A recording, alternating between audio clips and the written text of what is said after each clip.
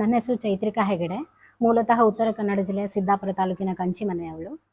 ನಾನು ಒಂದು sample scene ಪೇಪರ್ನ ಕಳಿಸ್ತೀನಿ, ಅದು ಸೆಲೆಕ್ಟ್ ಆಗುತ್ತೆ.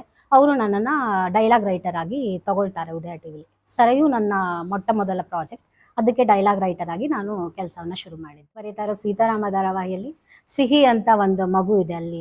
ಸೊ ಅವಳು ಅಶೋಕ್ ಅಂಕಲ್ ಅಂತ ಹೇಳೋದನ್ನ ನಾನು ಅಕೋಶ್ ಅಂಕಲ್ ಅಂತ ಹೇಳ್ಬಿಡ್ತಾಳೆ ಅಂತ ಬರ್ದಿದ್ದೆ ಒಂದ್ಸಿ. ನನಗೂ ಒಂದು ಎಕ್ಸ್ಪೀರಿಯನ್ಸ್ ಆಗಿತ್ತು. ಅಂದ್ರೆ ನನಗೆ ತುಂಬಾ ಹುಷಾರಿಲ್ಲದೆ ಹಾಸ್ಪಿಟ್ಲಿಗೆ ಹೋಗ್ಬೇಕಾಗಿತ್ತು. ನಾನು ಈ ತರ ಹೋಗ್ಲಾ ಅಂತ ಕೇಳಿದಾಗ ಅವರು ನನಗೆ ಬಿಡ್ಲೇ ಇಲ್ಲ. ಒಂದು ಧಾರಾವಾಹಿ ಬರೀಬೇಕಾದ್ರೆ ನೀವು ಬರ್ಕೊಟ್ಟು ಎಲ್ ಬೇಕಿದ್ರು ಹೋಗಿ ಅನ್ನೋ ತರ ಮಾತು ಅವ್ರ ಕಡೆಯಿಂದ ಬಂತು. ಅದು ನಂಗೆ ತುಂಬಾ ಹರ್ಟ್ ಆಯ್ತು. ಕತೆಗಳನ್ನ ಬರೆದು ಅದೊಂದು ಸಂಕಲನ ಆಗಿದೆ.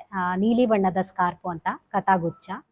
ಹೂವ ಗಮಲಿನ ಹಿಂದೆ ತುಂಬಿ ದುಂಬಿಯ ಹಾಡು, ನೀ ಅರಳಿ ಬಾ ಮರಳಿ ನಲಿವಿದ್ದರೆ. ಏರುಪೇರಿನ ದಾರಿ ಕಳೆದರೇನೆ ಶೃಂಗ ಸಿಕ್ಕುವುದು, ಖುಷಿಯ ಕಂಬನಿಗಳಿಂದಲಾಗ ಕಂಗಳುಕ್ಕುವುದು.